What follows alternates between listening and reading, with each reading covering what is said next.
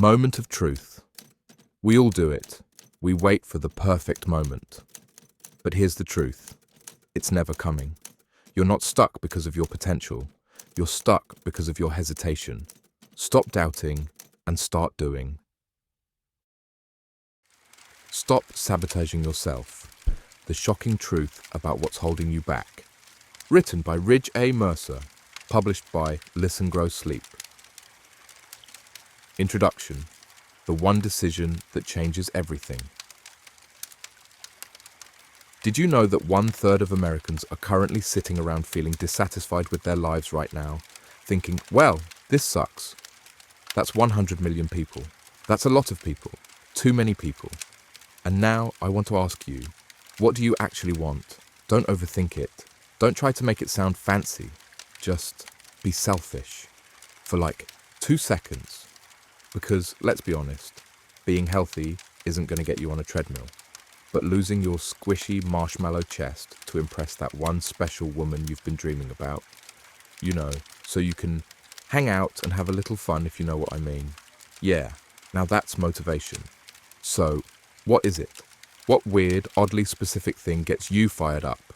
Whatever it is, it's up to you. Now go find it. Or don't like the rest of the 1/3 of Americans. Imagine for a moment that you're standing at a crossroads. In one direction lies everything you've ever dreamed of. The success, the relationships, the health, the wealth, the impact, the life you've always known you could live. In the other, more of the same, more unfulfilled potential, more someday I'll statements, more watching as others achieve what you know, deep down, you're capable of. Here's the shocking truth I've discovered. The distance between these two paths is not years of hard work or extraordinary talent or incredible luck. It's 5 seconds. 5 seconds. The tiny gap between having an impulse to change and either taking action or killing that impulse forever. In those 5 seconds, your entire life trajectory can change or stay exactly the same. Have you ever wondered why some people seem to effortlessly create extraordinary lives while others, perhaps even you, remain stuck despite having just as much potential, just as much intelligence, just as much desire? I guarantee it's not because you don't know what to do. We live in the most information-rich era in human history. With a few keystrokes, you can access the exact blueprint for achieving virtually anything you want. And yet, you don't, like the 1/3 of Americans. Something stops you, something powerful enough to override your dreams, your potential, and your deepest desires. That something is what this audiobook is all about.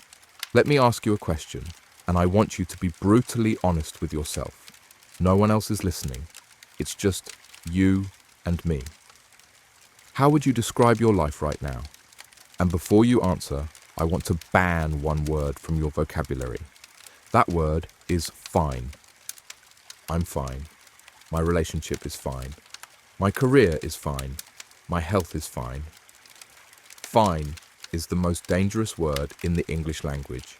It's the word we use when we've settled for being mediocre in life, when we've given up, when we've decided that good enough is good enough. But here's the thing. You were not born to be fine.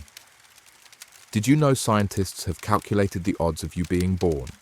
The exact mathematical probability of you, with your specific DNA, to your specific parents, at this specific moment in history, coming into existence? 1 in 400 trillion. Let that sink in for a moment. 1 in 400 trillion. You are literally a walking miracle. And yet, how many of us go through life on autopilot? How many of us have resigned ourselves to lives of quiet desperation, telling ourselves we're fine, while that still small voice inside whispers that we were meant for more? Over the next hour, I'm going to share with you the shocking truth about what's really holding you back. It's not what you think. It's not your background, your education, your connections, or your circumstances. It's simpler than that, and far more insidious. I'm going to show you the exact mechanism through which you're sabotaging yourself, often without even realizing it. And more importantly, I'm going to give you a set of practical, proven tools to break free from these patterns once and for all. Because here's what I know to be true. Transforming your life isn't complicated, but it also isn't easy. Notice I said it's not easy, but it is possible.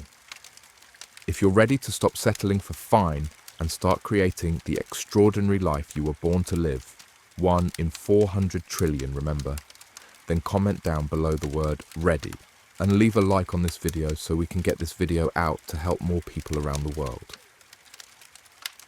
Chapter 1. The Autopilot Trap. Your brain has only 2 speeds, autopilot and emergency brake. That's it, 2 speeds. And guess which one your brain prefers? Of course, autopilot. Have you ever driven somewhere so familiar that you arrive at your destination with absolutely no recollection of the drive itself?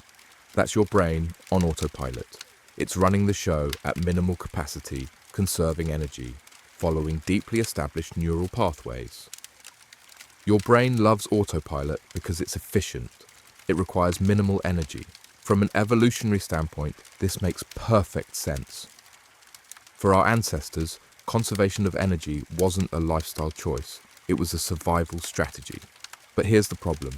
In today's world, autopilot is killing your dreams. Think about it. Most of us wake up at the same time every day. We follow the same morning routine, we take the same route to work, we hang out with the same people, we watch the same types of shows, we worry about the same problems. Day after day, week after week, year after year, and we wonder why we feel stuck.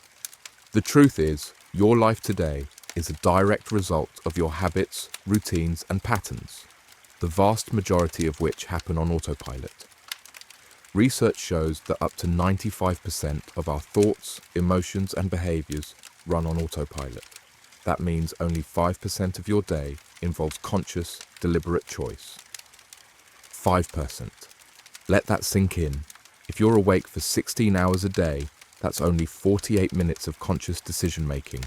The rest is your brain running familiar patterns, following the path of least resistance. Now here's where it gets really interesting. What happens when you try to break out of autopilot? What happens when you have an impulse to do something different? To get up early to exercise, to have that difficult conversation, to start that business, to change that habit?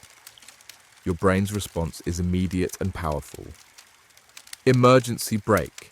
Anytime you attempt to deviate from your normal routine, your brain perceives it as a threat. This isn't because your brain wants you to fail. It's because your brain's primary job isn't to make you happy or fulfilled. It's to keep you safe. And from your brain's perspective, safe equals familiar. This emergency brake manifests as resistance, as hesitation, as doubt, as fear, as excuses, as procrastination. I'll start tomorrow. I'm too tired right now. I don't have enough information yet. What if I fail? I'm not feeling inspired. I need to wait for the perfect time. Sound familiar? Here's a personal story that illustrates this perfectly.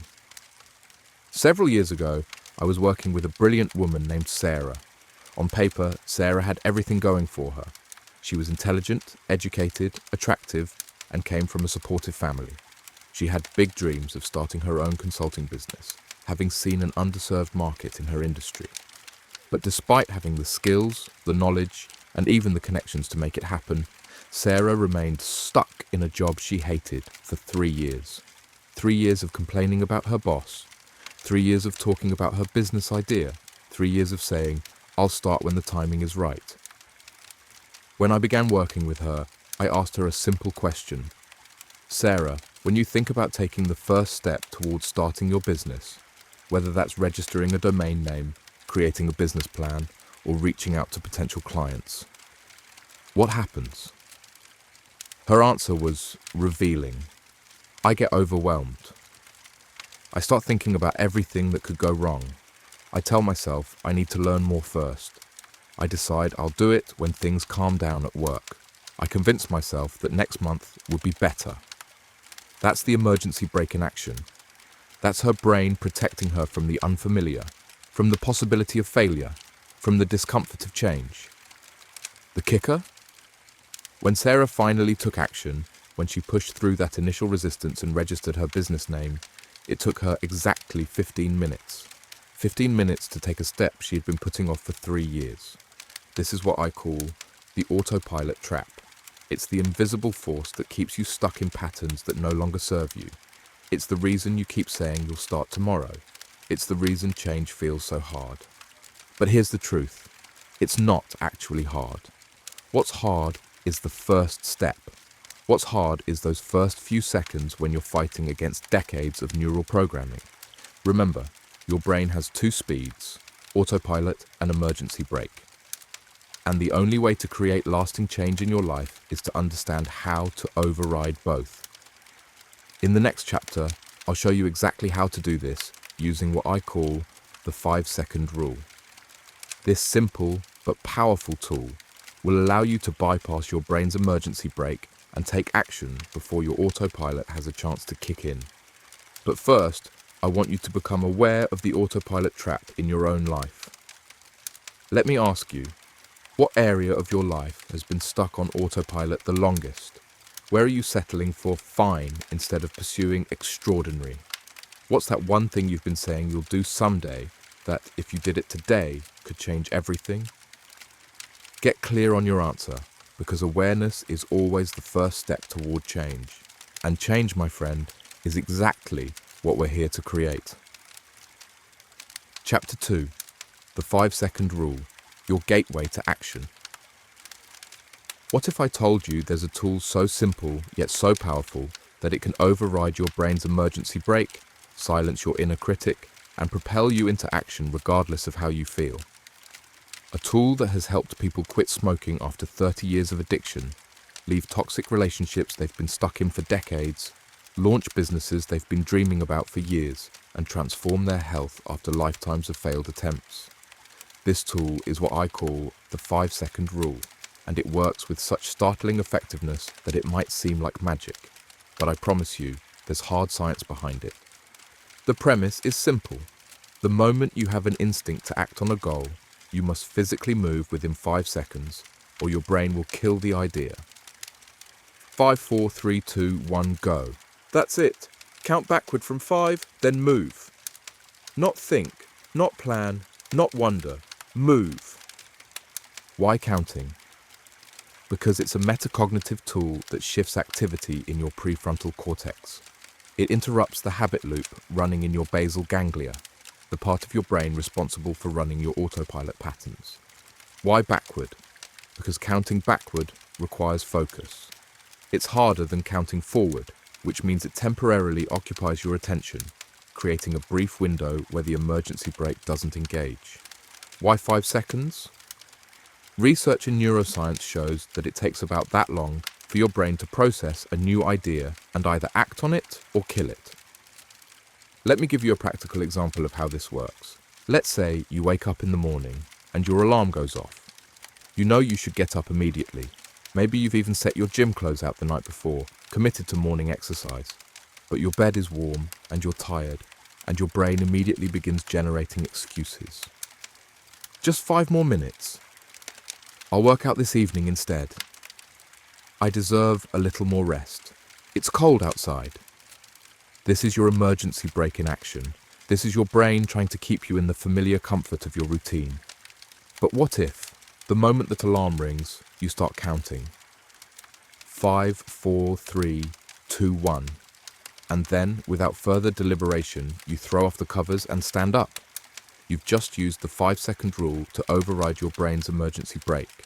You've bypassed the part of your brain that wants to keep you safe and comfortable, and you've activated the part of your brain that can take decisive action.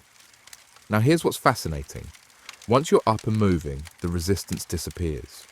Your brain adapts to the new situation and stops fighting you. The emergency brake disengages, and you're free to continue your new behavior with much less internal struggle. That's the beauty of the 5-second rule. It doesn't make the initial discomfort of change any less uncomfortable, but it dramatically shortens the duration of that discomfort, allowing you to push through to the other side where momentum takes over. I've seen this tool transform lives in remarkable ways, but one story stands out to me. James was a successful executive who, despite his professional achievements, had allowed his health to deteriorate to a dangerous level. At 315 pounds with high blood pressure and pre-diabetes, his doctor had been warning him for years that he was headed for a crisis. Every January, James would set the same resolution, to get healthy. And every year, by February, he'd be back to his old habits. The thought of completely overhauling his lifestyle was so overwhelming that he couldn't maintain momentum. When I introduced James to the 5-second rule, I suggested he use it for just one small change: drinking a glass of water first thing in the morning before his coffee. Something so simple that it seemed almost insignificant.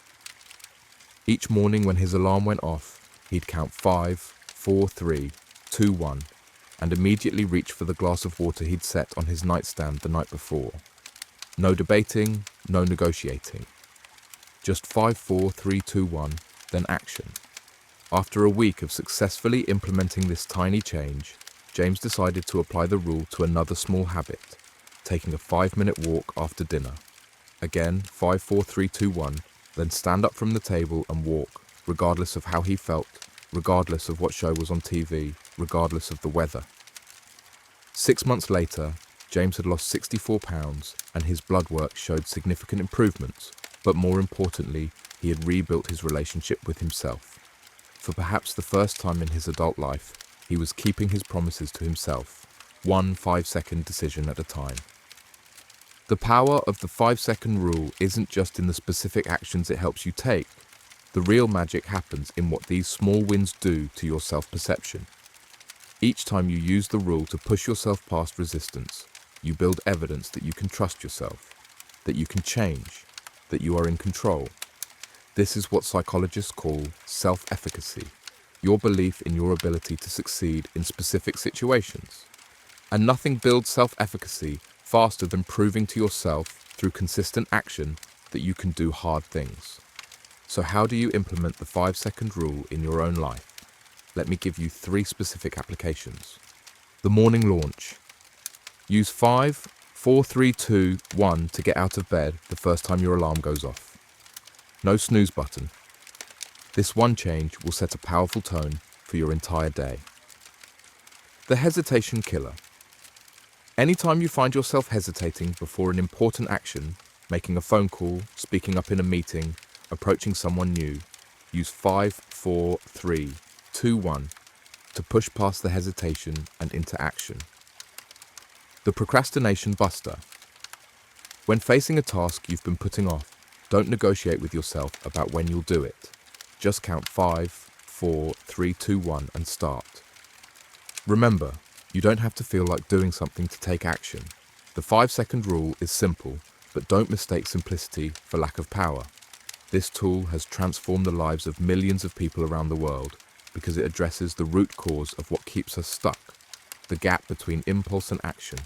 Close that gap and you change everything. Chapter 3. The Inner Critic, Your Mind's Saboteur. You're not good enough. You'll never succeed. Who do you think you are? You've failed before. You'll fail again. You don't deserve success. Sound familiar? We all have that voice, that relentless inner critic that seems to know exactly what to say to stop us in our tracks. It's the voice that whispers doubts when you're about to take a risk. It's the voice that reminds you of past failures when you contemplate future success. It's the voice that questions your worth, your abilities, and your right to want more. Let me tell you something important. That voice is a liar. It's not the voice of reason or wisdom or self-protection. It's the voice of fear. It's the voice of limitation. And most importantly, it's not even your voice. That inner critic is a collection of messages you've internalized throughout your life. From critical parents, from playground bullies, from insensitive teachers, from competitive siblings, from a culture that constantly tells you you're not enough just as you are. And here's the problem. Most of us don't recognize this voice for what it is. We think it's telling us the truth.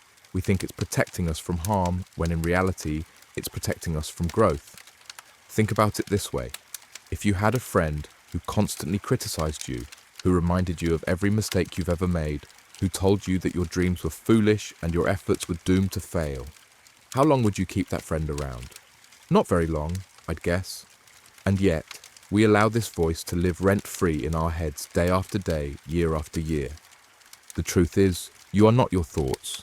You are the observer of your thoughts, and once you learn to recognize the inner critic for what it is, just a pattern of neural activity, not a prophet of doom, you can begin to separate yourself from its influence.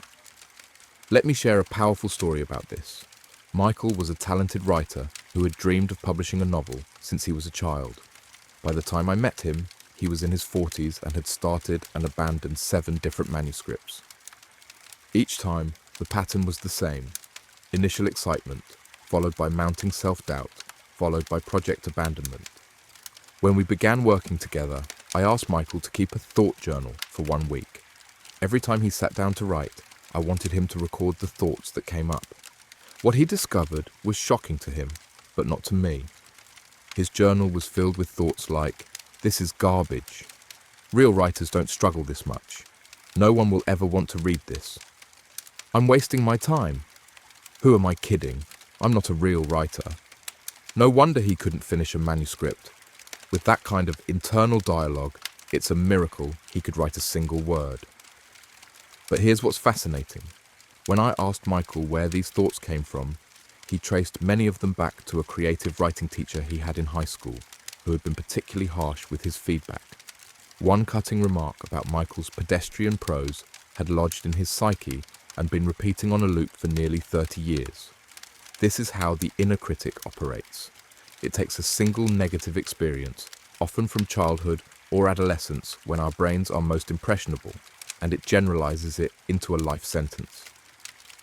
Once Michael recognized this, we implemented a 3-step process for dealing with his inner critic. Name it to tame it. Michael began to personify his inner critic, calling it Professor Peterson, after that high school teacher. This created psychological distance and helped him see that these thoughts weren't actually his. Challenge, don't suppress.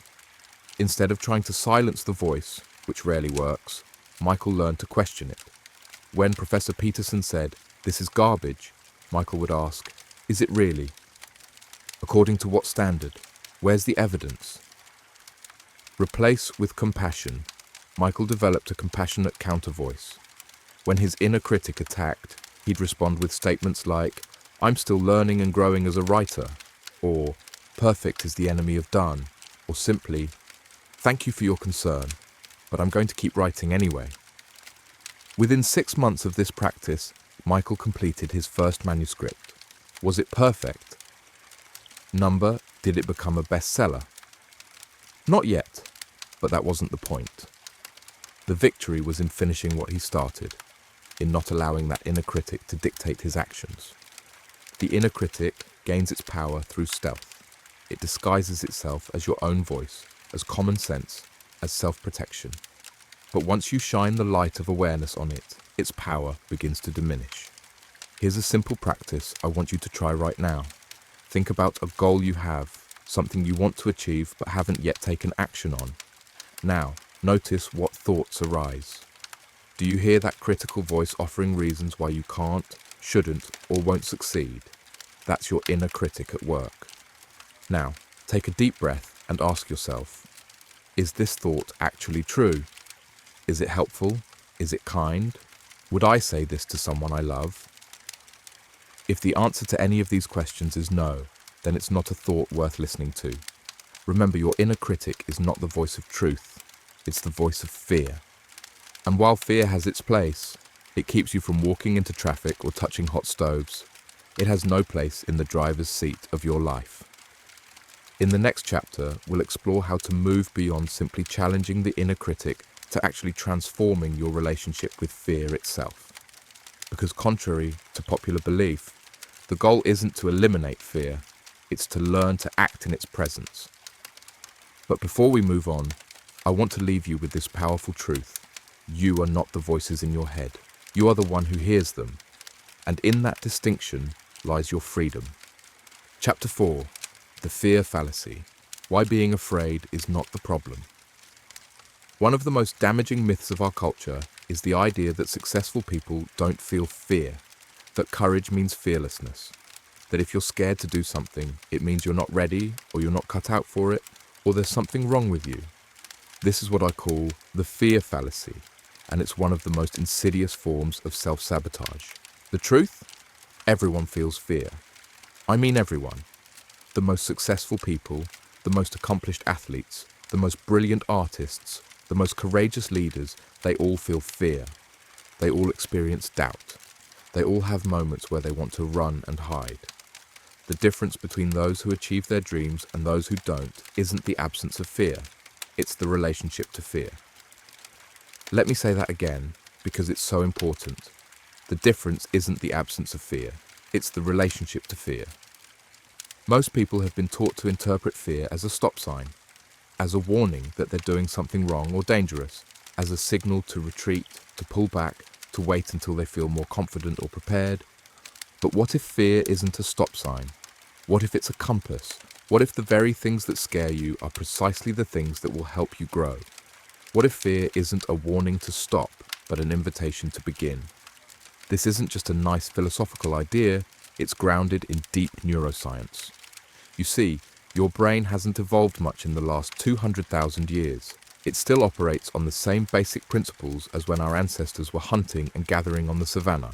Back then, the stakes of every decision were immediate and often life or death. The threats were physical, predators, hostile tribes, starvation. In that environment, fear was an incredibly useful emotion. It kept you alive. But here's the problem.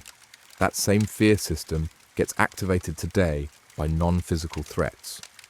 A challenging conversation with your boss, public speaking, asking someone out on a date, starting a business, sharing your creative work. None of these things will kill you, but your brain reacts as if they might. This reaction happens in your amygdala, the almond-shaped structure deep in your brain that processes emotional responses, especially fear. When your amygdala perceives a threat, whether real or imagined, it triggers your fight-flight-freeze response through a cascade of stress hormones. Your heart races, your palms sweat, your breathing quickens, your muscles tense. Blood rushes away from your digestive system and toward your limbs, preparing you to fight or flee. And, this is crucial, your prefrontal cortex, the part of your brain responsible for rational thinking, planning and decision-making, goes offline. Because when you're facing a lion, you don't need to analyze the situation, you need to react. The problem is, you're not facing a lion. You're facing an opportunity for growth that your primitive brain is interpreting as a threat. So what do you do with this knowledge? How do you transform your relationship with fear? First, you recognize it for what it is. Not a warning, but a navigational tool. Fear points you directly toward the areas where you need to grow, toward the actions that will expand your comfort zone, toward the opportunities that will transform your life. As author and entrepreneur Tim Ferriss says, the things that we're most afraid of doing are often exactly what we should do. Or, in the words of Ralph Waldo Emerson, do the thing you fear, and the death of fear is certain. Let me tell you about Alex, a client who came to me paralyzed by fear of public speaking. Alex was brilliant at his job in cybersecurity. He had insights and expertise that could benefit thousands of people in his industry. He was regularly invited to speak at conferences, and he turned down every single invitation. Why? Because the thought of standing on a stage made him physically ill. His heart would race, his palms would sweat, his mind would go blank. Classic fear response. When we started working together, Alex's goal was to get over his fear of public speaking. He believed that if he could just eliminate the fear, he'd be able to accept those speaking invitations. But here's what I told him.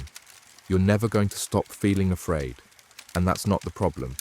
The problem is that you're waiting to feel confident before you take action. We completely reframed his relationship with fear. Instead of seeing it as an obstacle to overcome, we reinterpreted it as a sign that he was pushing his boundaries, that he was growing. We started small. First, he gave a 5-minute presentation to just me, then to a group of 3 friends, then to 10 colleagues. Each time, he felt afraid. Each time, he did it anyway. Each time, he survived. And here's the key. He never stopped feeling the fear, but he learned to take action while feeling afraid. He learned that courage isn't the absence of fear, it's action in the presence of fear. 6 months later, Alex gave his first conference talk to an audience of 300 people. Was he scared? Absolutely terrified. Did he do it anyway? Yes. Did it go perfectly? Not at all. He stumbled over his words, lost his place twice, and spoke too quickly. But he did it. And in doing it, he proved to himself that he could. That fear wasn't the boss of him, that he could feel afraid and still take action. That's the essence of courage. Not fearlessness, but the willingness to act despite fear. Now, this doesn't mean you should ignore fear entirely. Fear sometimes does serve a valid protective function. If you're walking alone at night and fear tells you not to go down a dark alley, that's worth listening to. If you're climbing a mountain and fear tells you a certain path looks unstable, pay attention. The key is to distinguish between legitimate, protective fear and what I call growth fear, the fear that arises when you're pushing beyond your comfort zone. Here's a simple way to tell the difference. Protective fear is specific, immediate, and focused on physical safety. This dog looks aggressive. This ladder doesn't feel stable. This neighborhood doesn't feel safe at night. Growth fear is vague, future-oriented, and focused on ego protection. What if I fail? What will people think? I'm not good enough. I might look foolish. Protective fear deserves your respect and attention. Growth fear deserves your acknowledgement, and then your action anyway. So how do you act in the presence of fear? Here are 3 practical strategies. The 5-second rule. Again, when you feel fear holding you back from taking action, use the 5, 4, 3, 2, 1 countdown to bypass your brain's emergency brake and launch yourself into action before fear can take hold. The fear-setting exercise. This powerful tool, popularized by Tim Ferriss, involves explicitly defining your fears, identifying preventive measures, and considering repair strategies. By facing fear head-on and planning for worst-case scenarios, you remove much of its power. The fear ladder. Break down scary goals into smaller, manageable steps. If speaking to an audience of 300 people terrifies you, start with speaking to 1 person, then 3, then 10, gradually working your way up the fear ladder. But perhaps the most powerful strategy is simply this. Stop waiting to feel ready. Stop waiting for confidence. Stop waiting for the fear to go away. Confidence is not a prerequisite for action, it's a result of action. Each time you do something scary and survive, you build evidence that you can handle challenges. That's how confidence grows. As author and leadership expert John Maxwell puts it, the greatest gap in life is the one between knowing and doing. Fear widens that gap. Courage closes it. So the next time you feel afraid to take action towards a goal or dream, remember, that fear doesn't mean stop. It means you're at the edge of your comfort zone, which is exactly where growth happens.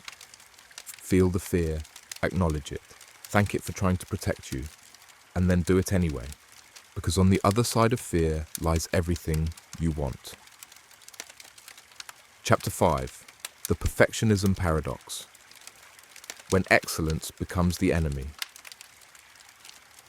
I'm just a perfectionist.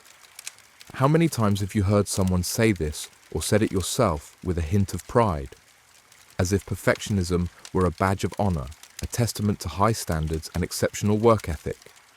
It's one of the great lies we tell ourselves. The socially acceptable excuse for procrastination, for not starting, for not finishing, for not sharing our work with the world. Perfectionism isn't a virtue.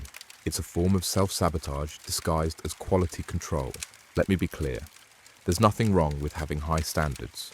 There's nothing wrong with wanting to do excellent work. The problem arises when the pursuit of perfection prevents you from taking action at all.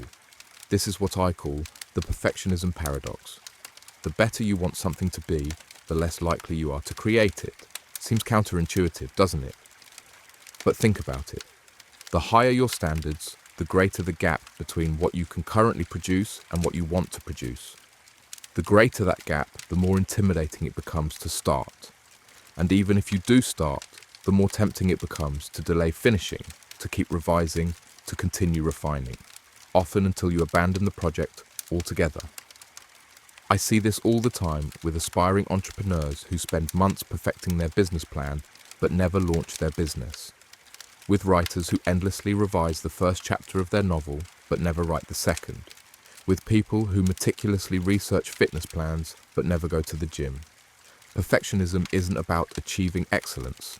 It's about avoiding failure, avoiding judgment, avoiding the vulnerability that comes with putting yourself and your work out into the world.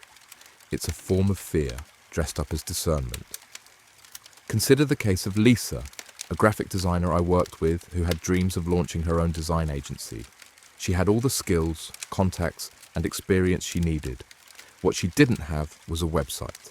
For nearly 2 years, Lisa worked on her website, or more accurately, she worked on planning her website. She created mood boards. She designed and redesigned her logo. She wrote and rewrote her copy. She compared herself to other designers and found her work lacking. She convinced herself that she needed to enhance her portfolio with more impressive projects before she could launch. Meanwhile, potential clients who would have happily hired her never got the chance because they didn't know she was available. Her perfectionism wasn't serving her. It was blocking her. When I began working with Lisa, I asked her a simple question. What would happen if you launched an imperfect website tomorrow? Her immediate response was telling. People would think I'm unprofessional. They would judge my work as subpar. No one would hire me. When we examined these beliefs more closely, she realized none of them were based in reality. They were catastrophic projections born of her perfectionism. The truth. Most people wouldn't notice or care about the minor flaws that seemed so glaring to her. Those who did would likely forget about them as soon as they saw the quality of her actual design work. And even if someone did judge her website harshly, the impact on her business and life would be minimal. The real cost wasn't in launching an imperfect website. It was in not launching at all. With this realization, Lisa agreed to a challenge. She would launch her website within 1 week, even if it wasn't perfect. Even if certain sections were still under construction. Even if her portfolio wasn't as robust as she'd like. The result? Within 24 hours of her website going live, she received her first inquiry. Within the first month, she booked 3 new clients. None of them commented on the aspects of her site she thought were subpar. They were too impressed by her work samples and too excited about what she could create for them. Lisa's story illustrates a fundamental truth. Done is better than perfect. This doesn't mean you should do sloppy work. It doesn't mean you shouldn't strive for excellence, but it does mean recognizing the law of diminishing returns. The final 10% of perfection often requires 90% of the effort, and in most cases, that effort simply isn't worth it. Renowned author and artist Austin Kleon puts it this way: perfectionism is the enemy of the idea. Ideas bloom with chaos and wither under perfect conditions. So how do you overcome perfectionism and break free from the paradox? Here are 3 powerful strategies. Embrace the MVP, minimum viable product. This concept from the startup world is equally applicable to personal projects. Instead of trying to create the perfect final version right away, focus on creating the simplest version that accomplishes the core function. For a writer, this might mean a rough first draft. For an entrepreneur, a basic version of your product or service. You can always improve it later based on real feedback, not imagined criticism. Set time limits, not quality thresholds. Instead of saying, I'll work on this until it's perfect, say, I'll work on this for X hours and then I'll consider it complete for now.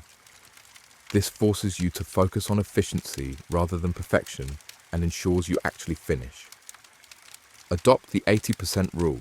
If something is 80% of the way to your ideal vision, ship it. Put it out into the world. Share it.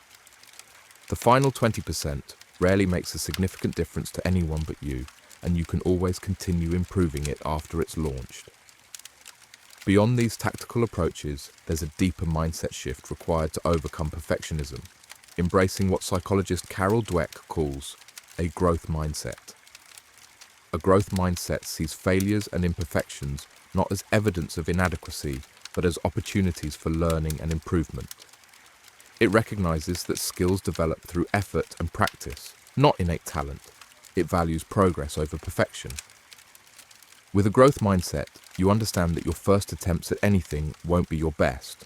And that's not just okay, it's necessary. Every master was once a beginner. Every expert has a trail of imperfect work behind them. The difference is they didn't let perfectionism stop them from creating and sharing that work. As author and entrepreneur Seth Godin puts it, the only thing worse than starting something and failing is not starting something. Here's a simple but powerful exercise I'd like you to try. Identify one project you've been putting off because you're waiting for the perfect time, the perfect conditions, or until you can do it perfectly. Now, commit to working on it for just 15 minutes today with the explicit permission to do it imperfectly. Don't edit as you go. Don't second guess. Don't compare your work to others. Just create for 15 minutes. Then tomorrow, do it again. You'll be amazed at what happens when you give yourself permission to create imperfectly. Not only will you actually make progress, but you'll likely find that your work isn't nearly as flawed as you feared. And even if it is, you'll have something real to improve upon, rather than an imaginary perfect version that exists only in your head. Remember, perfectionism isn't really about achieving excellence. It's about avoiding the discomfort of being judged, of being vulnerable, of potentially failing. But as Brené Brown's research has shown, vulnerability isn't weakness. It's our greatest measure of courage. It takes courage to share imperfect work. It takes courage to say, this isn't everything I want it to be yet, but it's what I can create right now. It takes courage to value progress over perfection. But that courage is what separates those who merely dream from those who do. Those who talk about writing a book from those who have written one. Those who wish they could start a business from those who are running one. So the next time you find yourself caught in the perfectionism paradox, remember, the perfect is the enemy of the good. And more importantly, it's the enemy of the done. Choose action over perfection. Choose progress over paralysis. Choose courage over comfort. Because in the end, a flawed creation that exists is infinitely more valuable than a perfect one that doesn't. Chapter 6. The Comparison Trap. How social measuring sticks steal your joy. I'll never be as successful as her. Look how much further along he is than me. Why can't I have what they have? In today's hyper-connected world, these thoughts are more common and more dangerous than ever before. Social media has turned comparison into a full-time occupation.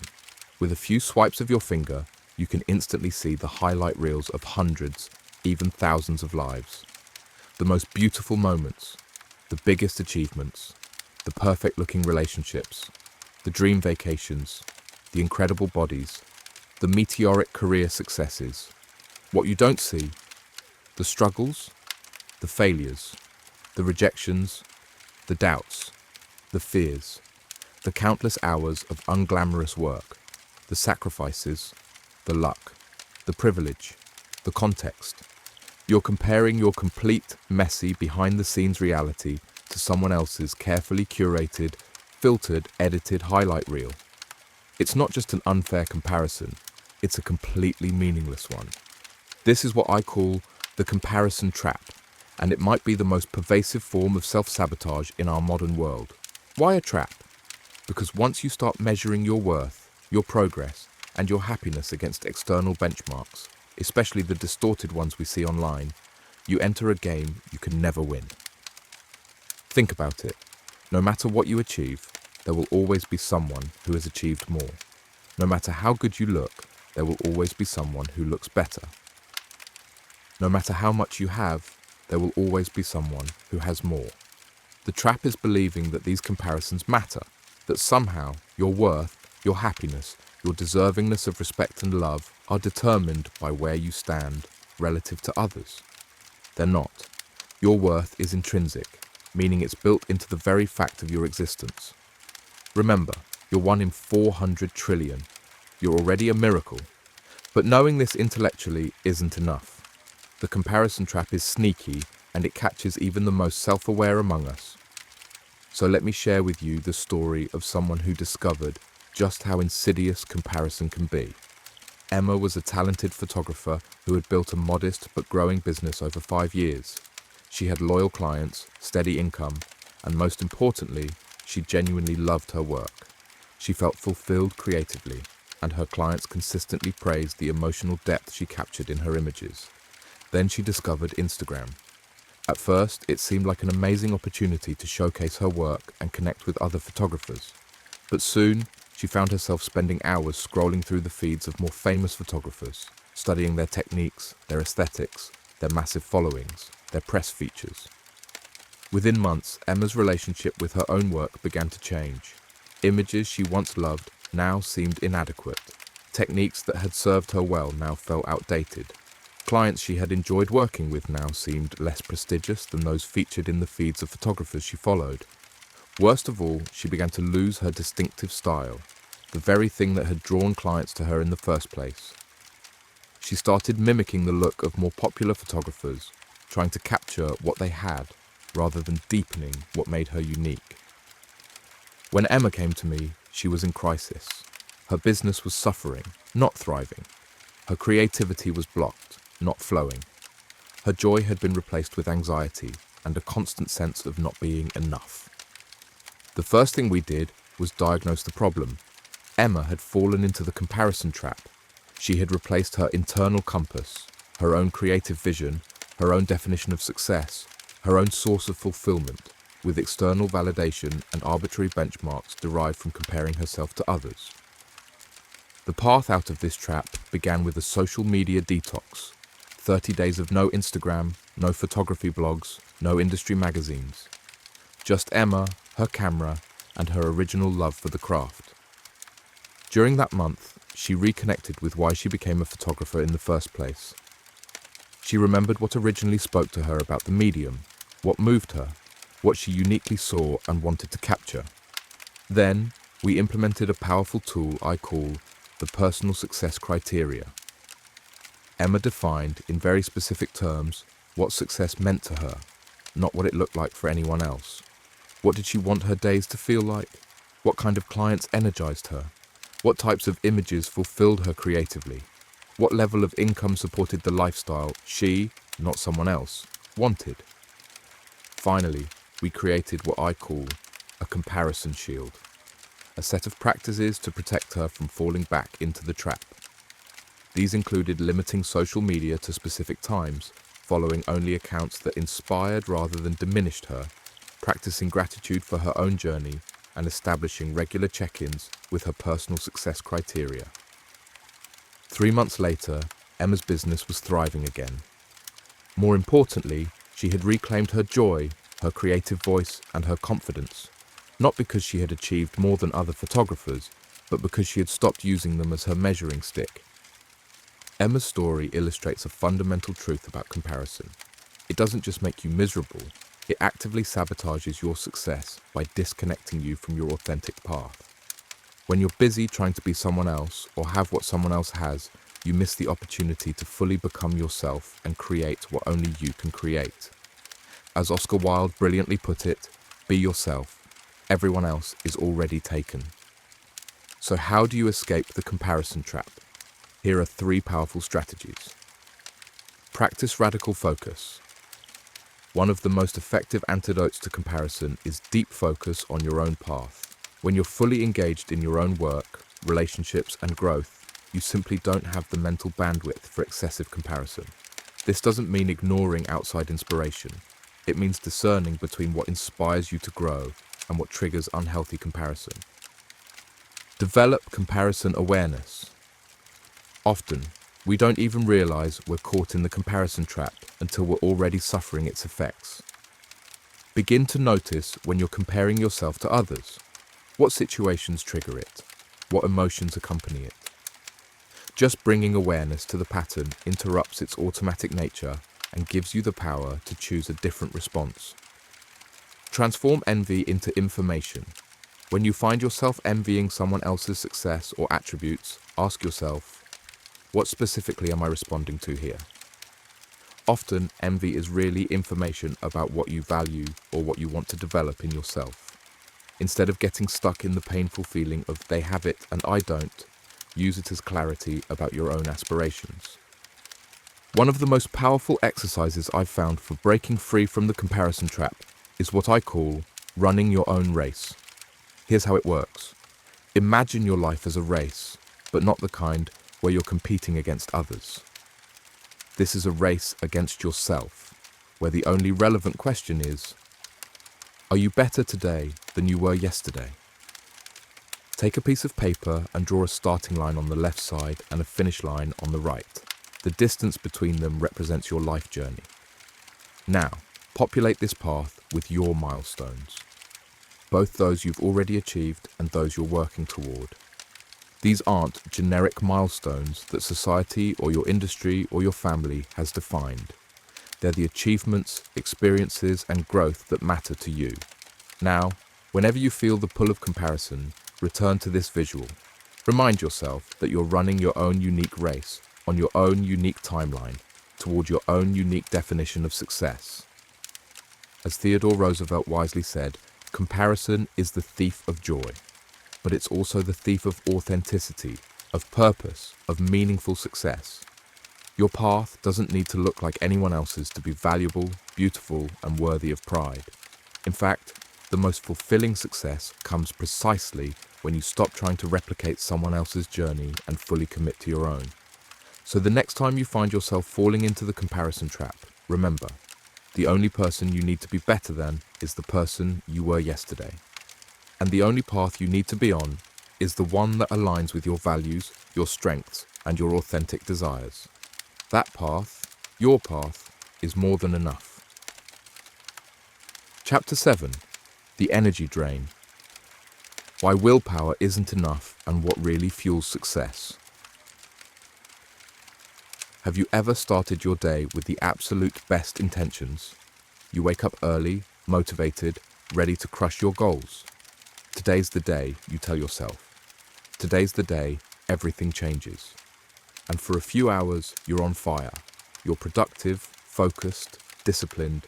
You're making choices aligned with your long-term goals. You're saying no to distractions. You're the person you've always wanted to be. Then 3 p.m. hits. Suddenly, your iron will seem to melt away. The healthy lunch you packed looks less appealing than the donuts in the break room. The important project you were working on feels overwhelming. Your meditation app remains unopened. Your plan to hit the gym after work gets replaced with a plan to hit the couch. What happened? Most people would say you ran out of willpower, and they'd be partially right. But here's what they don't tell you. Willpower was never meant to get you through the entire day. This is what I call the energy drain, one of the most misunderstood forms of self-sabotage. We rely on willpower, a finite resource, to carry us through an entire day of challenging decisions and disciplined actions. And when it inevitably runs out, we blame ourselves. We call ourselves weak, lazy, or uncommitted. The truth? You're not lazy, you're not weak, you're human, and you've been sold a lie about what it takes to create lasting change in your life. Willpower isn't a character trait, it's a form of mental energy. And like all forms of energy, it depletes with use. Think of willpower as a battery that starts each day with a certain charge. Every decision you make, every temptation you resist, every difficult task you focus on, each one draws down that battery a little bit. By mid-afternoon, after countless decisions and challenges, many people's willpower batteries are running on empty. That's when the cookies become irresistible. That's when the meditation practice gets skipped. That's when the Netflix binge seems like the only option. Understanding this changes everything, because if willpower depletion isn't a character flaw but a biological reality, then the solution isn't to beat yourself up for being human. The solution is to work with your biology, not against it. Let me tell you about Marcus, a successful attorney who was puzzled by what he saw as his split personality. Every morning, he'd wake up determined to eat healthier, exercise more, and be more patient with his family. And every morning, he succeeded, for a while. But by evening, he'd find himself snapping at his kids, ordering takeout instead of cooking the healthy meal he'd planned, and collapsing on the couch instead of going for the run, he'd promised himself. When Marcus first came to me, he was deeply frustrated.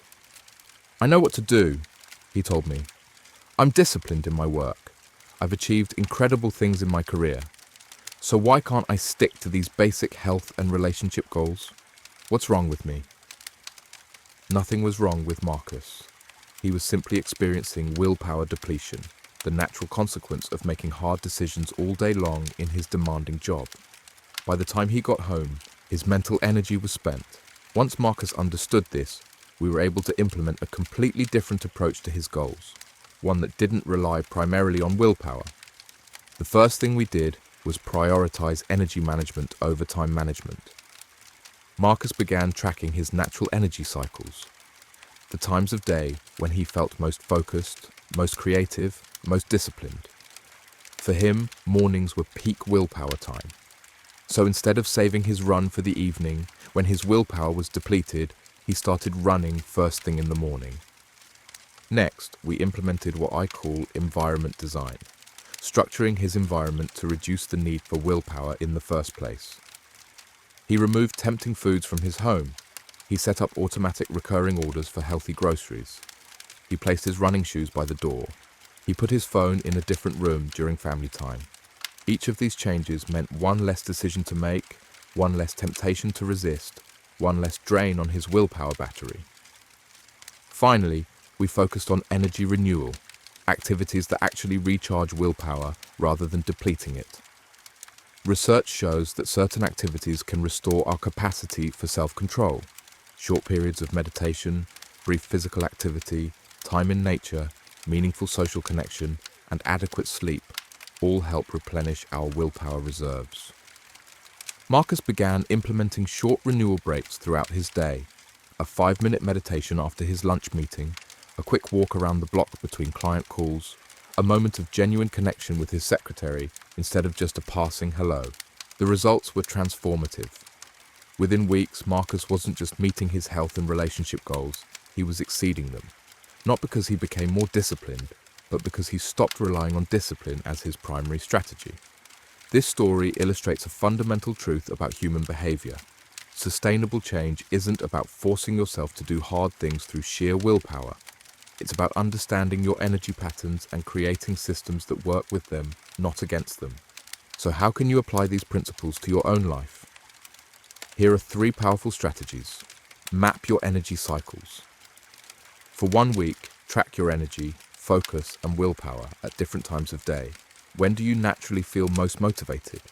When do decisions feel hardest? Use this data to match your most challenging tasks to your peak willpower periods.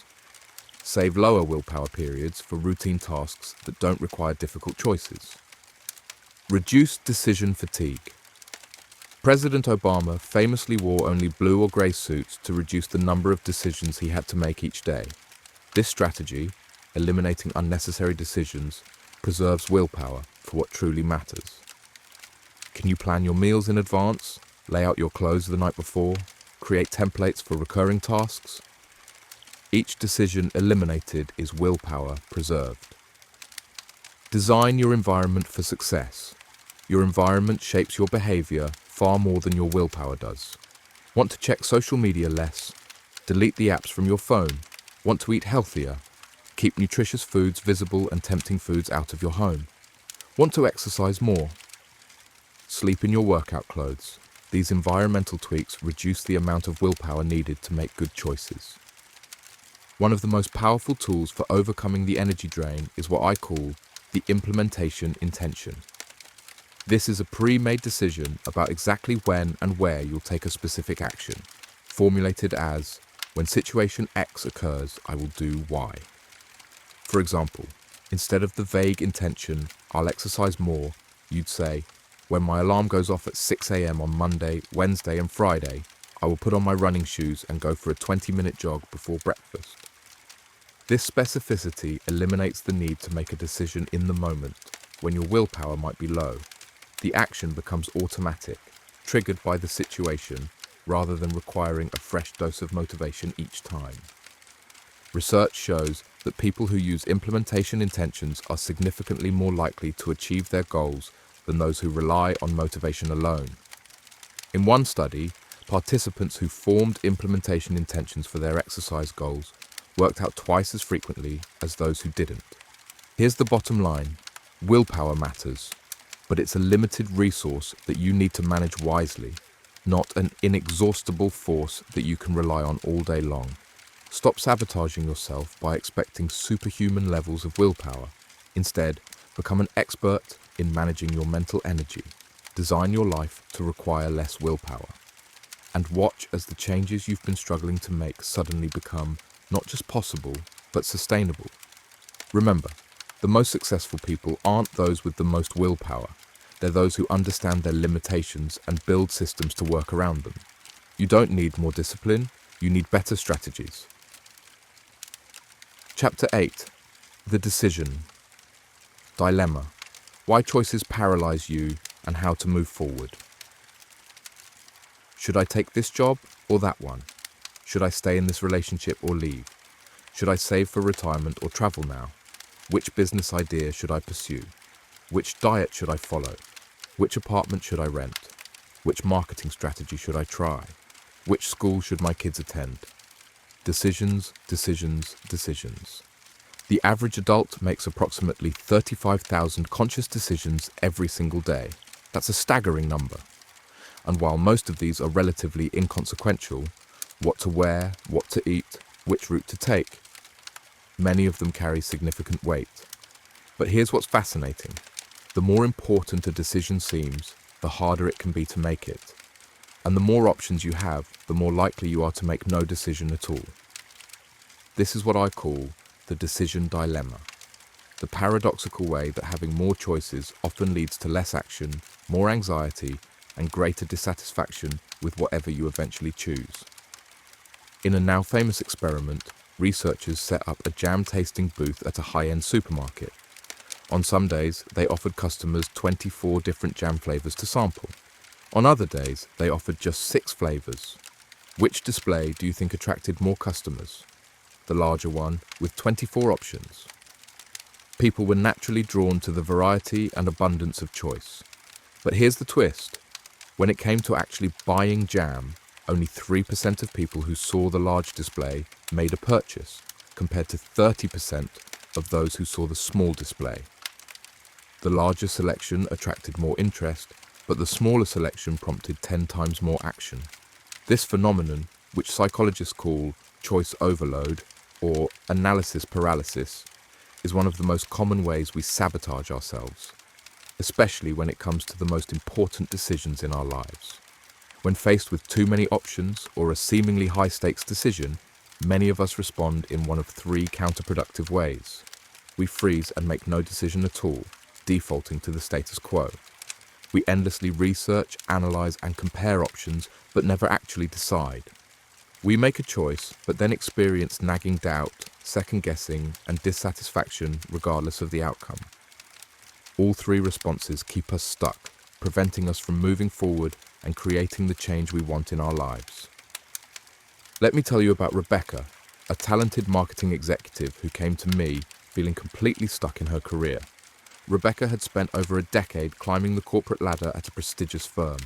She'd achieved significant success by any external measure: a 6-figure salary, a leadership position, respect from her peers. But privately, she was miserable.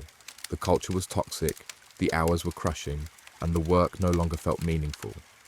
For nearly 2 years, Rebecca had been contemplating a change. She'd researched countless options, starting her own consulting business, taking a similar role at a different company, switching industries entirely, going back to school, even taking a sabbatical to travel. But despite all her research, despite knowing she needed a change, despite being financially secure enough to take a risk, she remained stuck. Each time she seemed ready to make a move, she'd find herself overwhelmed by questions and doubts. What if I leave and regret it? What if I start a business and fail? What if I take a different job and it's just as bad? What if I make the wrong choice and waste more years of my life? The weight of these questions kept her paralyzed in a job that was slowly crushing her spirit. When Rebecca and I began working together, I immediately recognized her problem as the decision dilemma. She wasn't stuck because she lacked information or options. She was stuck because she had too many options and was trying to make the perfect decision. The breakthrough came when I shared with her what I call the 90% rule, the understanding that you rarely need 100% certainty to make a good decision. You don't need to eliminate all risk. You don't need to know every possible outcome. Most of the time, when you have 90% of the information you reasonably need, it's time to decide. Waiting for that last 10% often costs more in opportunities lost than it provides in additional clarity. Rebecca realized she had been waiting for a level of certainty that simply doesn't exist in career decisions. She had more than enough information to move forward. Next, we implemented a structured decision-making process I've developed called the 3 Horizons method. Rather than trying to find the one perfect choice that would make her happy forever, an impossible standard, Rebecca evaluated her options across 3 time horizons. The first horizon, the next 6 months. Which option would bring the most immediate relief from her current situation? Which would create the most positive change in her day-to-day experience? Which would allow her to start learning and growing right away? The second horizon, 1 to 3 years. Which option would build valuable skills and experiences? Which would open doors to other opportunities? Which would provide the lifestyle she wanted in this phase of life? The third horizon, 5+ years. Which option aligned with her long-term values and vision? Which would she be most proud of having done when she looked back? Which would provide the foundation for continued growth and evolution? By looking at her decision through these 3 lenses, Rebecca gained clarity. She realized that starting her own consulting business scored highest across all 3 horizons. It would immediately free her from the toxic environment, build her entrepreneurial skills over the next few years, and align with her long-term vision of creating work that directly impacted clients she cared about. Was it still scary? Absolutely. Was it guaranteed to succeed? Of course not. But she now had a structured, values-based rationale for her decision, rather than an overwhelming sea of options and what-ifs. Finally, I taught Rebecca what I consider the most powerful antidote to decision paralysis, a concept I call reversible versus irreversible decisions. Most decisions in life are actually reversible. If you take a job and don't like it, you can find another one. If you start a business that doesn't work out, you can close it and get employed again. If you move to a new city and it's not what you hoped, you can move back or try somewhere else. Recognizing which decisions are truly irreversible, very few, and which are reversible, most, liberates you to take action with less fear. For reversible decisions, the cost of indecision is often greater than the cost of making a wrong choice that you can later correct. With these insights, Rebecca finally took the leap. She left her corporate job and started her consulting practice. Was everything perfect? Did she face challenges and moments of doubt? Absolutely. But even on the hardest days, she never regretted making the decision to move forward. 3 years later, her business is thriving. She works with clients she truly cares about, and she's reclaimed control of her time and energy.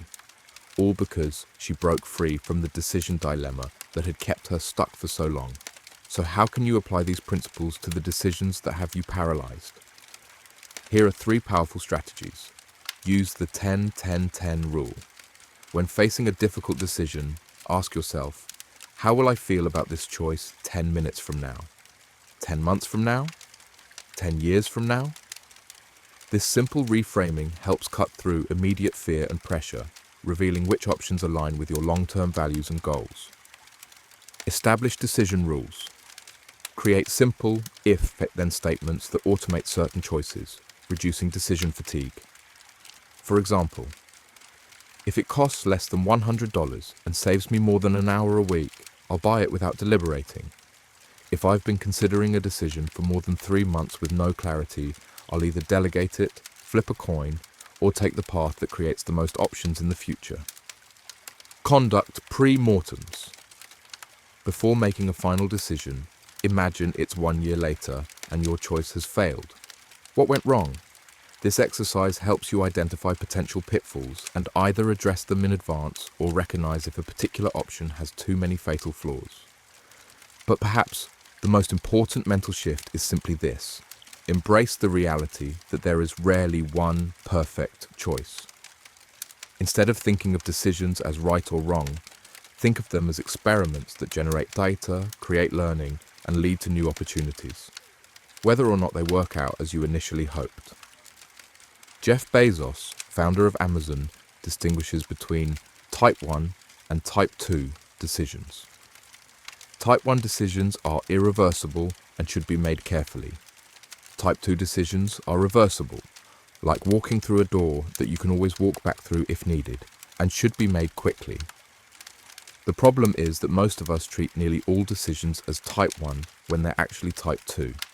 We agonize over choices that could easily be changed if they don't work out, wasting precious time and emotional energy that could be directed toward action and growth.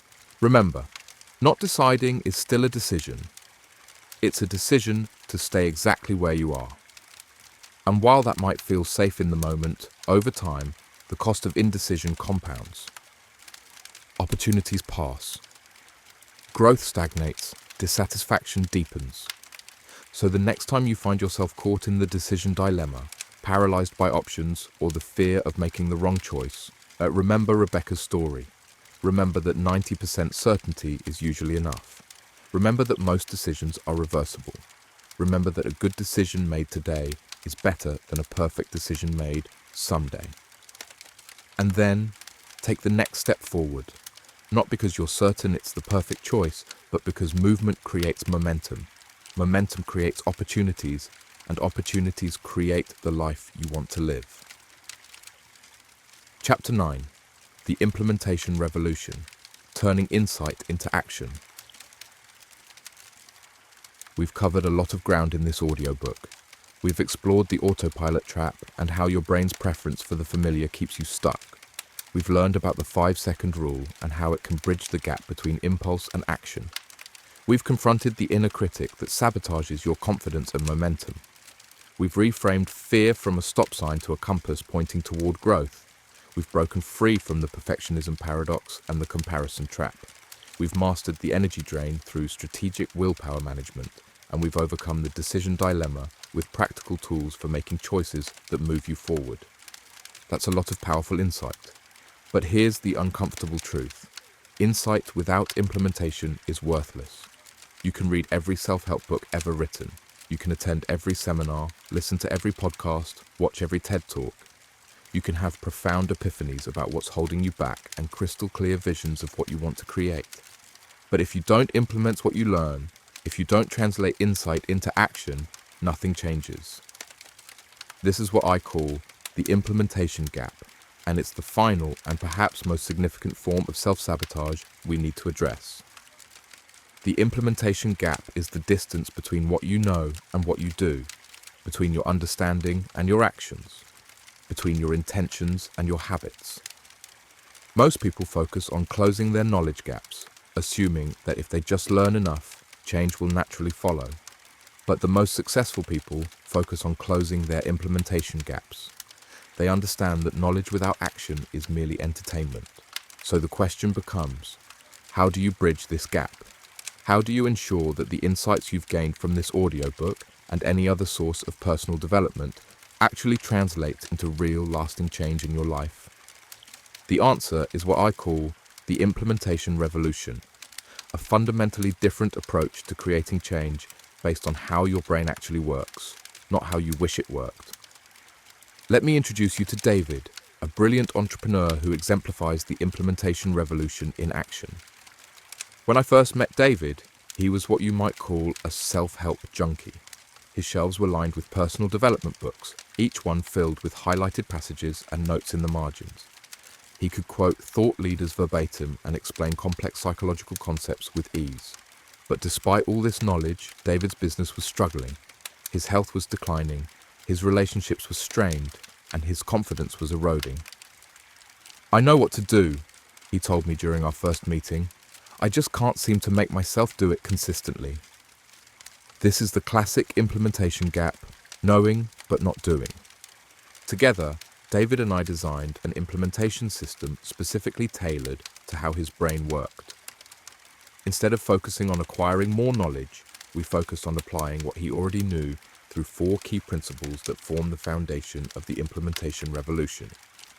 The first principle is what I call minimum viable action, MVA. Instead of trying to implement everything at once, a common trap for knowledge-rich individuals, David identified the smallest possible action that would move him forward in each area he wanted to improve. For his business, the MVA was making just 2 sales calls each morning before checking email. For his health, it was 10 push-ups immediately after brushing his teeth. For his relationships, it was sending 1 appreciative text to his wife each day before lunch. These actions were so small they seemed almost insignificant. But that was precisely their power. They were too small to trigger resistance, too small to require massive motivation, too small to fail at. And each one, when done consistently, served as what I call a keystone habit, a behavior that, once established, creates positive ripple effects into other areas of life. The second principle of the implementation revolution is success triggering, the strategic use of existing habits as triggers for new behaviors. Rather than relying on memory or motivation, David attached each new habit to an established one. His morning coffee became the trigger for his sales calls. Brushing his teeth triggered his push-ups. His lunch break triggered his appreciative text to his wife. By piggybacking on existing routines, the new behaviors required almost no additional cognitive load to remember. The third principle is progress tracking, making implementation visible in a way that motivates continued action. David created a simple wall calendar where he marked an X for each day he completed his MVAs.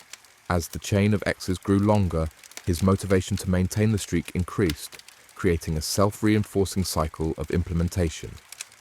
This method, sometimes called the don't break the chain technique, was popularized by comedian Jerry Seinfeld, who used it to maintain his writing habit. The visual representation of progress becomes a powerful motivator, especially during periods when results aren't yet visible. The fourth and final principle is consequence architecture, strategically designed rewards and consequences that make implementation more likely than non-implementation. David set up both positive incentives for taking his minimum viable actions and carefully calibrated consequences for not taking them. For example, he pre-committed to donating $100 to a political cause he despised if he missed 3 days of sales calls in a single week. The potential pain of funding a cause he opposed became a powerful motivator to maintain his implementation streak. The results of these 4 principles applied consistently were nothing short of transformational. Within 6 months, David's business revenue had doubled, his physical strength and energy had improved dramatically, and his marriage had rekindled a warmth and connection that had been missing for years. Not because he learned anything new, but because he finally implemented what he already knew. This is the power of the implementation revolution. It acknowledges that the primary challenge in creating change isn't knowing what to do, it's actually doing it consistently. And it provides a systematic approach to bridging that gap based on how your brain actually works. So how can you apply these principles to ensure that the insights from this audiobook don't just become more unused knowledge? Here are 3 powerful strategies. The implementation audit. Take a few minutes right now to reflect on what you've learned from this audiobook. What resonated most strongly? What specific challenges do you want to overcome? Now, for each insight, define a minimum viable action, the smallest possible step you could take to begin implementing it.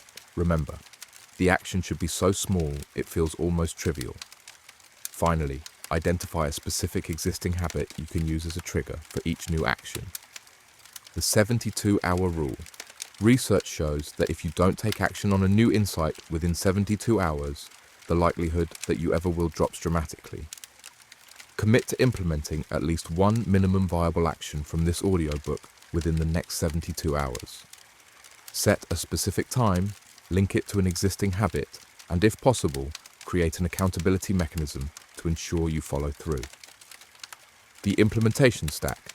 Instead of trying to implement multiple changes simultaneously, create what I call an implementation stack, a sequence of habits to be built one on top of another. Master one minimum viable action for at least 21 days before adding another. This approach prevents overwhelm and dramatically increases the likelihood of long-term implementation. One of my favorite implementation tools is what I call the 90-second daily review. Each morning, take just 90 seconds to review your minimum viable actions for the day, visualize yourself completing them, and reaffirm your commitment to implementation. This tiny daily practice can increase your implementation rate by up to 80%, according to my work with clients. The bottom line is this: implementation isn't just another step in the process of change. It is the process of change. Without it, insights remain interesting, but ultimately impotent ideas. As you reach the end of this audiobook, you stand at a crossroads. In one direction lies the familiar path of knowledge without action, of reading, agreeing, feeling momentarily inspired, but ultimately returning to the same patterns that have kept you stuck. In the other direction lies the implementation revolution, the commitment to translate what you've learned into consistent, strategic action that creates real change in your life. The choice, as always, is yours.